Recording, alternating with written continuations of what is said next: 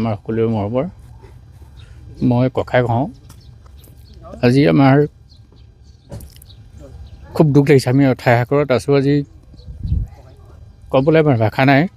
তাই 4টা বিষয় দিলে তাৰ আমাৰ 80% নম্বৰ লৈ উচ্চ মাধ্যমিক চূড়ান্ত পৰীক্ষাত উত্তীৰ্ণ হৈছে। যিটো ৰিজাল্ট তাই সদায় আশা কৰি আছিলে, কিন্তু তাই ল'বলৈ আজি নাই আমাৰ মাজত। ঘৰখনৰ সকলোৰে মুখৰ মাত এৰাই গৈছে।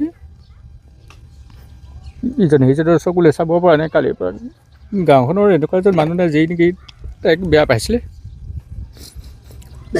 তাইৰ মাজতে খান্দি পাই তাই আজি ৰিজাল্টটো পাই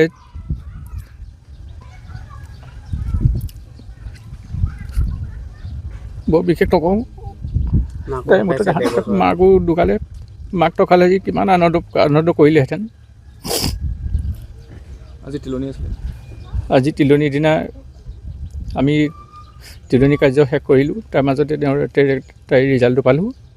ৰিজাল্টটো পাই আমাৰ যিমান আনন্দ লাগিব লাগিছিল, কিন্তু আমাৰ দুখহে লাগিছে।